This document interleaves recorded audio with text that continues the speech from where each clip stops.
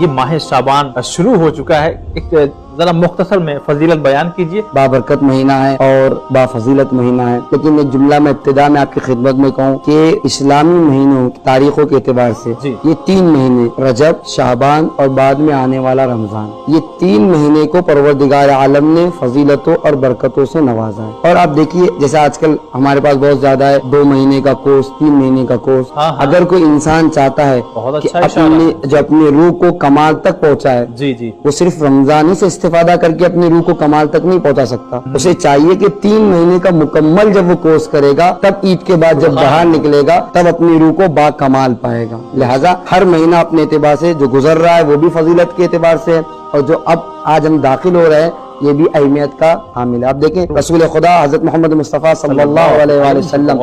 ارشاد فرماتے ہیں کہ جب 1 شعبان آتی ہے پروردگار عالم جنت کے دروازوں کو کھول دیتا ہے، اور کھولتا نہیں ہے، جنت کے مخصوص درخت جسے طوبہ کہا جاتا ہے اس کی شاخوں کو حکم دیتا ہے کہ تم اتنی لمبی اور طویل ہو جاؤ کہ اہل زمین تک پہنچ جاؤ۔ معنویت سے شاخیں دکھائی نہیں دیتی،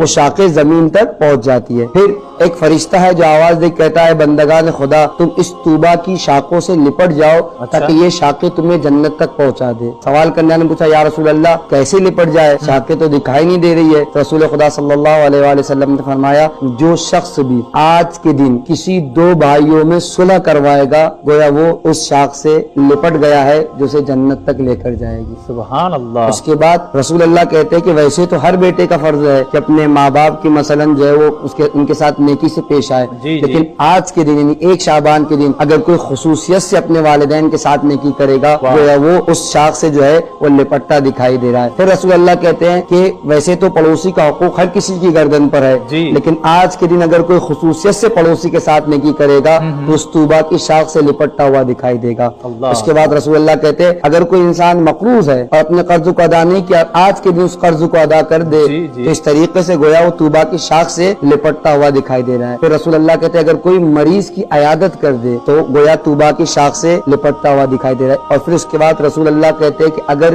زندگی میں کسی کو غضب نہ کیا ہے آج کے دن اگر اس کو راضی کر لے گا تو پھر یقین مانیے وہ طوبہ کی شاخ سے متمسک ہو گیا ہے۔ یعنی ساری برائیاں ساری دشمنیاں بھلا کر آج کے دن معافی مانگ لے،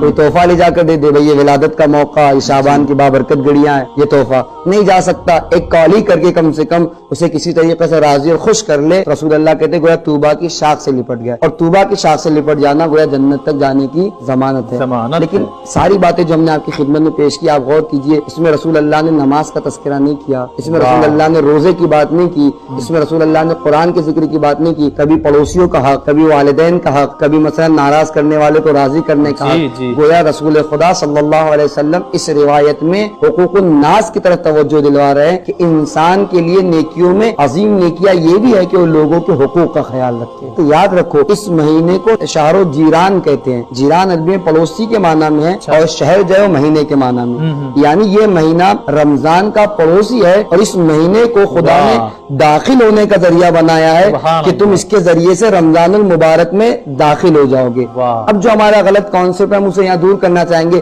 اسی لیے ابتدائے شعبان میں بیان کر دیا کہ ہوتا کیا ہے ہم یہ چاہتے ہیں کہ ہم ساری ذمہ داریوں کو رمضان میں ادا کریں گے، نہیں ایسا نہیں، تب جا کر ہم کمال تک پہنچیں گے۔ گفتگو اشارہ کر رہی ہے کہ ہمیں تمام برائیوں سے تمام گناہوں سے تمام ذمہ داریوں سے فارغ ہو کر رمضان میں داخل ہونا ہے۔ تو فارغ ہونا شعبان میں ہے، پھر رمضان کی نعمتوں برکتوں رحمتوں سے ہم فیض یاب ہو سکتے ہیں۔ لہذا ضرورت اس بات کی ہے کہ شعبان ختم ہونے سے پہلے ہم بھی اپنے دل کو کینوں سے پاک کر لیں، دشمنیوں کو دور کر لیں، لوگوں کے حقوق کو ادا کر دیں، دعا اور استغفار کے ذریعے سے اپنے روح اور جسم کو پاک کر کے ماہ رمضان میں داخل ہو جائے تو پھر آپ کو پتا چلے گا کہ دعاؤں کا لطف کیا ہے، نمازوں کی برکتیں کیا ہے، عبادتوں کا سلیقہ کیا ہے، اور پھر پتا چلے گا کہ ماہ رمضان نے آپ کے اندر کتنی اہم اور کس قدر تبدیلی پیدا کر دی۔ سوچئے کہ اگر اس طرح سے محبت سے پیش آنے کا نتیجہ جنت ہے تو خدا نخواستہ اس مبارک مہینے میں اگر کوئی اس کا جسٹ اپوزٹ کرتا ہے یعنی مہربانی کی جگہ دشمنی، محبت کی جگہ کینہ پیدا کرتا ہے تو کیا عالم اور کیا حالت ہو سکتی ہے یہ آپ بہرحال بہتر سمجھ سکتے ہیں۔